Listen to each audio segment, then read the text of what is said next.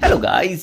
ये जिंदा है? हाँ ठीक है। वेल आज हम बात करने वाले हैं Godzilla x Kong rise of the empire के सेकंड ट्रेलर के बारे में। नाउ आई नो कि मैं थोड़ा लेट हूँ बट क्या कर सकते हैं, आदत से मजबूर। And now without wasting any time let's go. So trailer की स्टार्टिंग में हमें एक क्रूशियल इन्फॉर्मेशन दी जाती है जिसमें हमें बताया जाता है कि टाइटंस नेचर की रक्षा करते हैं, वहीं ग्रेटिव्स जैसे कॉन्ग और उसके एंसेस्टर्स प्रोटेक्ट करते हैं ह्यूमैनिटी को। फिर हमें जिया दिखती है बट फॉर सम रीजन इसे स्कार किंग के विजन्स आ रहे हैं। प्रेम से समझा रहा हूँ, चुपचाप पतली गली से निकल जाओ। एंड इसी विजन में हमें एक बहुत ही इंपॉर्टेंट सीन दिखता है जिसे काफी लोगों ने पलक झपकते ही मिस कर दिया होगा। सो यहाँ पर हम स्कार किंग और गॉडजिला को देख सकते हैं, लेकिन नोटिस करने वाली बात यह है कि ये दोनों आपस में नहीं लड़ रहे। गॉडजिला यहाँ पर इस टाइटन से लड़ रहा है जिसके बारे में हम बाद में बात करेंगे, एंड स्कार किंग भी यहाँ पर मोस्ट प्रोबेबली एक नए टाइटन से लड़ रहा है जिसकी आइडेंटिटी अभी हमें नहीं पता। बट फॉर सम रीजन ये मॉन्स्टर भी गॉडजिला की तरह एटॉमिक पल्स जनरेट कर सकता है। एंड इस सब में कॉन्ग कहाँ है?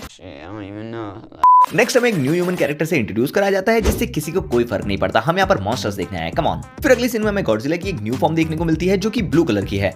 ये भाई गोकू को कंपटीशन देने में लगा है। एंड वेल इसके पावर्स की बात करूं तो ये थंडर से रिलेटेड है, जैसा कि हम इस सीन में देख सकते हैं। ट्रेलर में आगे हम देखते हैं कि जिया और कुछ लोग कॉन्ग के साथ इस पोर्टल के थ्रू हॉलो अर्थ में जाते हैं, जहां कॉन्ग को शायद अपनी नई एक्स मिलेगी और उसके साथ ही उसे वहां मिलता है एट्रेयस, आई मीन बिटी कॉन्ग। इसके अलावा उन्हें वहां एक एग जैसी चीज मिलती है जिसके अंदर कौन है I don't know. एंड एक हैंडप्रिंट जो कि स्कार किंग का है। सो कॉन्ग ये देखकर स्कार किंग की गुफा में जाता है जहां स्कार किंग ने दूसरे एप्स को बंदी बनाकर रखा है। एंड वेल ये देखकर कॉन्ग की किलस जाती है और वो दोनों फाइट करने लगते हैं। और यही हम देखते हैं कि स्कार किंग लड़ाई में माहिर है और वो अपनी विप को बहुत ही अच्छे से यूज करता है। एंड इसके अलावा इसके विप के एंड पर एक नुकीली चीज लगी है जिसे कॉन्ग पकड़ने की कोशिश करता है और इसकी वजह से उसे चोट लग जाती है। कुल मिलाकर बात यह है कि ये लाल बंदर हमारे कॉन्ग पर बहुत ही ज्यादा भारी पड़ता है। But to be honest Skar King अकेला कॉन्ग और गॉडजिला इन दोनों को तो नहीं हरा सकता, राइट? तो फिर इतना उछल क्यों रहा है? वेल इसका जवाब भी हमें ट्रेलर में ही मिल जाता है। स्कार किंग हैज बैकअप, एक नया टाइटन जिसे देखकर कॉन्ग की भी हालत खराब हो जाती है, जो कि काफी अजीब बात है क्योंकि जहां तक हमें पता है कॉन्ग किसी से नहीं डरता, यहां तक कि गॉडजिला से भी नहीं।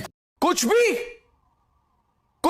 तो इस रिएक्शन के सिर्फ दो मतलब हो सकते हैं। पहला ये कि ये टाइटन सच में बहुत ज्यादा खतरनाक है, या फिर दूसरा कि कॉन्ग को शायद अचानक याद आया वो घर पर गैस चालू छोड़ा है। Okay, it's obviously the first reason. So इस नए मॉन्स्टर का नाम शिमू है और ये एक फ्रॉस्ट काइजू है। एंड जैसा कि हम इसके नाम से समझ सकते हैं इसके पास आइस से रिलेटेड पावर्स होंगी, जो कि क्लियरली हम इस सीन में देख सकते हैं। एंड मॉन्स्टरवर्स की लोर के हिसाब से ये इस यूनिवर्स का पहला मॉन्स्टर है और माना जाता है कि ये इतना पावरफुल है कि इसी की वजह से अर्थ पर फर्स्ट आइस एज आई थी। सो वेल यहाँ पर शिमू कॉन्ग पर अटैक कर देता है जिसकी वजह से कॉन्ग का हाथ भी फ्रीज हो चुका है। एंड मे बी यही रीजन है कि कॉन्ग को इन्फिनिटी गॉन्टलेट पहनना पड़ेगा। देन एक ऑसम सीन आता है जिसमें कॉन्ग एंड गॉडजिला दोनों टीम अप करके अवेंजर्स असेंबल स्टाइल में किसी की तरफ भाग रहे हैं, व्हिच मींस इनकी दोस्ती हो चुकी है। लेकिन फिर अगले सीन में ये फिर से लड़ने लगते हैं। इन दोनों का कुछ नहीं हो सकता। खैर, तो एक सीन में हमें गॉडजिला न्यूक्लियर पल्स एमिट करता हुआ नजर आता है जैसा उसने गॉडजिला किंग ऑफ मॉन्स्टर्स में की थी, लेकिन वहां इसका कलर रेड या ऑरेंज था, बट यहाँ पर इसका कलर ब्लू है, which means Godzilla super Saiyan बन के ही मानेगा। वेल ट्रेलर के लास्ट सीन में स्कार किंग कॉन्ग पर एक बिल्डिंग फेंकता है और कॉन्ग अपने मेटल गॉन्टलेट का यूज करके उसे चकनाचूर कर देता है। पहले कुल्हाड़ी और अभी एक गॉन्टलेट ऑफ ज़्यूस। ये बंदा पक्का क्रेटोस बनने की कोशिश कर रहा है। बाय द वे बेटी कॉन्ग भी तो एट्रेस से मिलता जुलता कैरेक्टर है कि नहीं?